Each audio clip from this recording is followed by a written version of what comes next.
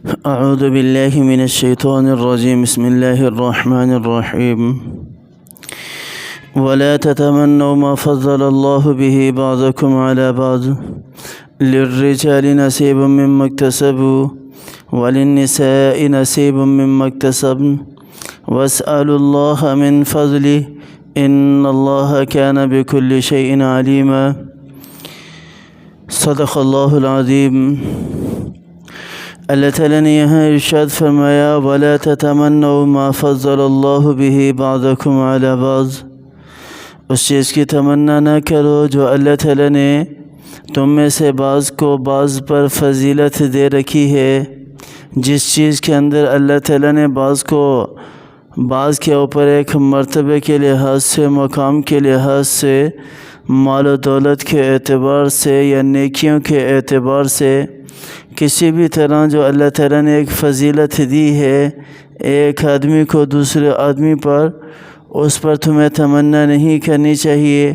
پھر اللہ تعالیٰ فرمانے کے لیے الرجال نصیب مما اکتسبوا، آدمیوں کے لیے ان کا اپنا حصہ ہے، جو بھی وہ کمائی کریں گے ان کے اعمال کا حصہ ثابت ہے جو اللہ تعالیٰ نے لکھ دیا ہے۔ وَلِلنِّسَاءِ نَصِيبٌ مِّمَّا اكْتَسَبْنَ، اور عورتوں کے لیے ان کے اعمال کا حصہ ہے۔ وَاسْأَلُوا اللَّهَ مِن فَضْلِهِ، ہاں اللہ سے فضل طلب کرتے رہو، کسی دوسرے کی فضیلت پر جو ہے وہ تمنا نہ کرو۔ علامہ ابن کثیر رحمہ اللہ لکھتے ہیں کہ حضرت سلمہ نے ایک مرتبہ کہا تھا کہ یا رسول اللہ، مرد جہاد کرتے ہیں اور ہم عورتیں جو ہیں اس ثواب سے محروم ہیں، اسی طرح میراث میں بھی ہمیں جو ہے وہ مردوں کا آدھا حصہ ملتے ہے۔ اس بات پر یہ آیت نازل ہوئی، اور یہ روایت ترمذی کی ہے وَلَا تَتَمَنَّوْا مَا فَضَّلَ اللَّهُ بِهِ بَعْضَكُمْ عَلَى بَعْضٍ، پھر اللہ تعالیٰ نے کہا کہ تم تمنا نہ کرو جو اللہ تعالیٰ نے فضیلت دی ہے بعض کو بعض پر۔ اور روایت میں ہے کہ اس کے بعد پھر یہ آیت اتری إِنِّي لَا أُضِيعُ عَمَلَ عَامِلٍ مِّنكُم مِّن ذَكَرٍ أَوْ أُنثَىٰ، کہ میں کسی کا بھی عمل کرنے والے کا عمل ضائع نہیں کرتا، چاہے وہ مرد ہو یا عورت ہو۔ سورہ آل عمران کی یہ آیت ہے۔ اور روایت میں ہے کہ عورتوں نے یہ آرزو کی تھی کہ کاش ہم بھی مرد ہوتے تو جہاد میں جاتے۔ اور روایت میں ہے کہ ایک عورت نے نبی کریم صلی اللہ علیہ وسلم کی خدمت میں حاضر ہو کر کہا تھا، دیکھیے مرد کو عورتوں کے برابر حصہ ملتا ہے، مرد کو 2 عورتوں کے برابر حصہ ملتا ہے، 2 عورتوں کی شہادت مثل ایک مرد کے سمجھی جاتی ہے۔ پھر عمل میں اس طرح ہے کہ ایک نیکی کی آدھی رہ جاتی ہے۔ اس پر پھر یہ آیت نازل ہوئی، اور سدی فرماتے ہیں کہ مردوں نے کہا تھا کہ جب دوہرے حصے کے مالک ہم ہیں تو دوہرا اجر بھی ہمیں کیوں نہ ملے۔ عورتوں نے درخواست کی تھی کہ جب ہم پر جہاد فرض ہی نہیں اور ہم نہیں کرتے تو شہادت کا ثواب ہمیں کیوں نہ ملے۔ اس پر اللہ تعالیٰ نے دونوں کو روکا اور حکم دیا کہ میرا فضل طلب کرتے رہو۔ ابن عباس سے یہ مطلب بیان کیا گیا ہے کہ انسان یہ آرزو نہ کرے کہ کاش فلاں کا مال اور اولاد میرا ہوتا۔ اس پر اس حدیث سے کوئی اشکال ثابت نہیں ہوتا کہ فلاں کا مال اور فلاں کی اولاد یہ میرا ہوتا۔ حالانکہ آپ صلی اللہ علیہ وسلم کی حدیث سے یہاں حسد آ رہا ہے، لیکن آپ صلی اللہ علیہ وسلم نے فرمایا کہ 2 بندوں کا حسد جو ہے وہ قابل داد ہے، قابل تعریف ہے، محمود ہے۔ ایک وہ جس کے پاس مالدار ہو، بہت زیادہ مال ہو اور وہ اللہ کی راہ میں اپنا مال لٹاتا رہے، اور دوسرا کہتا ہے کہ کاش میرے پاس بھی مال ہوتا تو میں بھی اسی طرح اللہ تعالیٰ کے راستے میں خرچ کرتا رہتا۔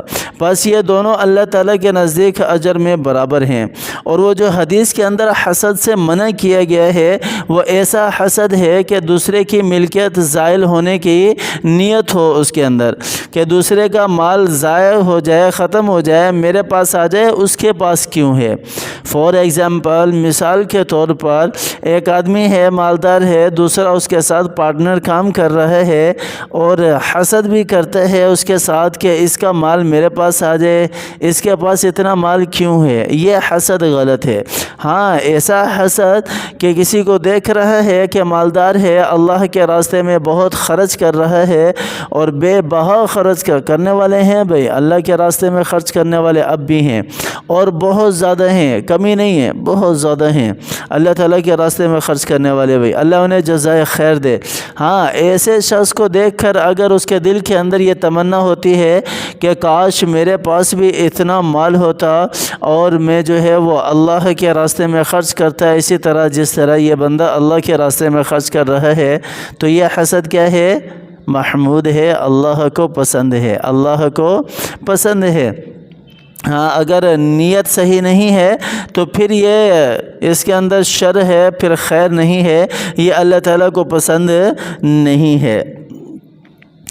تو یہاں پر یہی اللہ تعالیٰ نے ان دونوں آیتوں کے اندر ارشاد فرمایا ہے کہ اگر حسد اور حسد کی وجہ سے یہ فضل ہے تو پھر یہ فضل طلب کرنا تمہارے لیے بہتر نہیں ہے۔ ہاں، اگر اس وجہ سے ہے کہ اللہ تعالیٰ نے جو ہے وہ تمہیں بھی اتنے ہی اجر دے، اللہ تعالیٰ کی ذات تمہیں بھی اتنے ہی ثواب رکھے، تو پھر ایسے حسد کرنے والے کو اللہ تعالیٰ اسی طرح اجر و ثواب سے نوازتے ہیں جتنا کہ ایک مالدار کو خرچ کرنے پر اللہ تعالیٰ کی ذات نوازتی ہے۔ پھر اللہ تعالیٰ نے ارشاد فرمایا وَاسْأَلُوا اللَّهَ مِن فَضْلِهِ وَاسْأَلُوا اللَّهَ مِن فَضْلِهِ کہ اللہ تعالیٰ کا فضل مانگتے رہو، آپس میں ایک دوسرے کی فضیلت کی تمنا بے سود ہے۔ ہاں، مجھ سے میرا فضل طلب کرو، تو اللہ تعالیٰ کہتے ہیں کہ میں بخیل نہیں ہوں، کریم ہوں، وہاب ہوں، دوں گا، بہت زیادہ دوں گا۔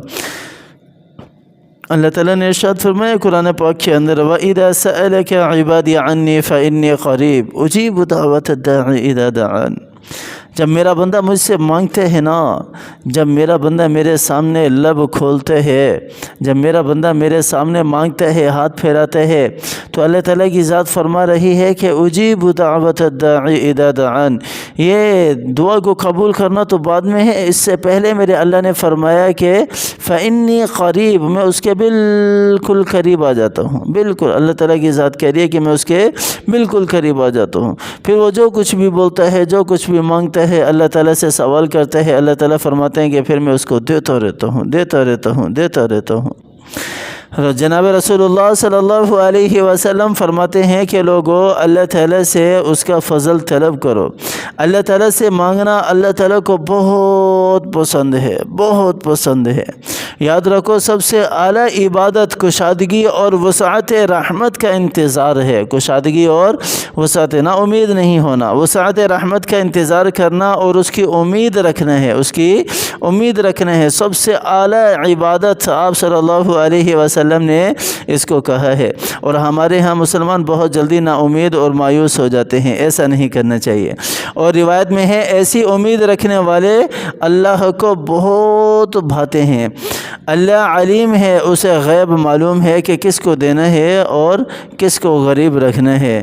اللہ تعالیٰ کی حکمتیں ہیں، اللہ تعالیٰ کو پتہ ہے کہ کون آخرت کی نعمتوں کا مستحق ہے اور کون وہاں کی رسوائیوں کا سزاوار ہے، اور اس کے اسباب اور ایسے وسائل، اس کے سارے وسائل وہ مہیا اور آسان کر دیتا ہے جو اللہ تعالیٰ سے مانگتے ہیں، جو اللہ تعالیٰ کے سامنے ہاتھ پھیلاتے ہیں، جو اللہ تعالیٰ کو اپنا معبود مانتے ہیں۔ اللہ تعالیٰ کی ذات مجھے بھی اور آپ کو بھی سمجھ عطا فرمائے۔ اللہ تعالیٰ ہمیں عمل کرنے کی توفیق عطا فرمائے۔ میں رمضان کا مہینہ ہے، رمضان کے مہینے میں قرآن کی خوب تلاوت کریں۔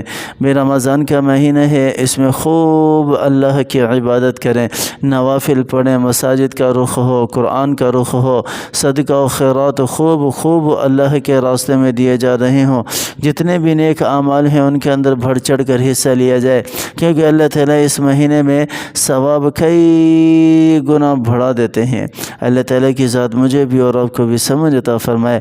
اللہ تعالیٰ ہمیں عمل کرنے کی توفیق عطا فرمائے۔ آمین ثم آمین، وآخر دعوانا ان الحمد للہ رب العالمین۔